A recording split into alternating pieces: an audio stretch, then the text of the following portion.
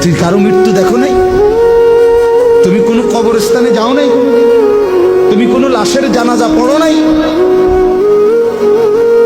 যে মানুষটা তোমার সামনে লাশ, সে কি একদিন হাত নাড়াইতো না?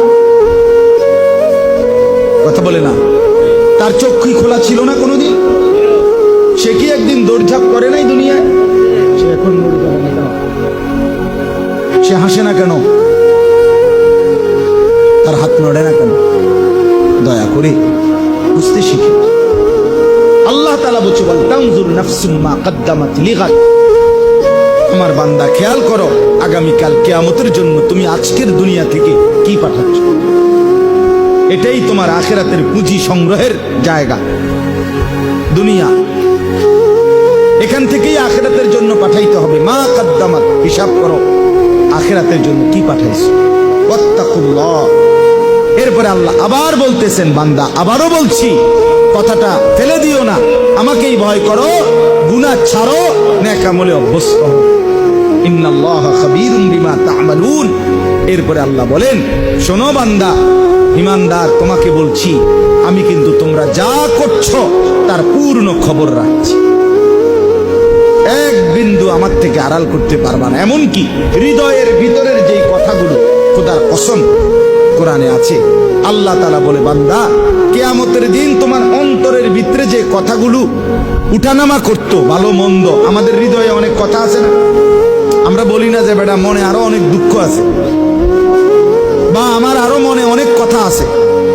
এই অন্তরের কথাগুলো পর্যন্ত আল্লাহ বলেন আমি খবর রাখি। কিয়ামতের দিন সেগুলোও তোমার সামনে আমলনামার মধ্যে লিখিত খোলামেলা দেখায় দেব। ইয়াউমা তুবলাস সারাইর ওয়া হুসিলা মা ফিস সুদূর। অন্তরের কথাগুলো। এই জন্য আল্লাহ বলেন আমি সব খবর রাখছি, আমাকে ভয় করো, আখিরাতের জন্য কি পাঠাইলো এটা হিসাব করো। এরপরে আল্লাহ বলেন, ওয়ালা তাকুনু কাল্লাযীনা নাসুল্লাহা ফাআনসাহুম আনফুসাহুম। আমার বান্দা এমনটা হইও না যে আমি আল্লাহকে ভুলে গেলাম। আল্লাহ বলেন আমার কিচ্ছু হবে না, বিশ্বাস করো বান্দা, একদিন তুমি তোমাকে ভুলে যাবে। আমারে ভুলতে ভুলতে আমার কিচ্ছু হইতো না, শেষ পর্যন্ত তোমার নিজের কথা আর তোমার মনে থাকবে না। তুমি যে মানুষ, তুমি যে মুসলমান, তোমার যে মরণ হবে, তোমার যে কবর হবে, তোমারে যে দুইজন ফেরেশতা প্রশ্ন করবে, তোমার যে হাসরের ময়দানে দাঁড়াইতে হবে, তোমার যে মিজানের পাল্লায় ওজন হবে তোমার আমল, তোমারে যে একটা আমল নামা দিবে, তোমারে যে ফুলসেরাত পার হইতে হবে, এই কথাগুলোই তোমার প্রয়োজন। এগুলোই একদিন তুমি ভুললা যাইবা।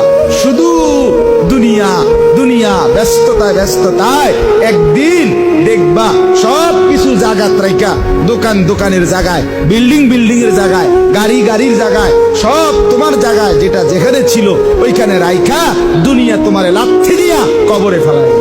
যা যাবে, যা হারামি। তুই জানোস না আমি তোর বাপ দাদা 14 গোষ্ঠী কাউরে থাকতে দেই নাই, তুই এরকম শুরু করলি কেন? হ্যাঁ, তুই যে মনে হয় দুনিয়া সব খাইয়ে লাইবি লাগে। কিতা ঘটনা কিতা? তুই কারো মৃত্যু দেখো নাই? তুমি কোনো কবরস্থানে যাও নাই কোনোদিন? তুমি কোনো লাশের জানাজা পড়ো নাই?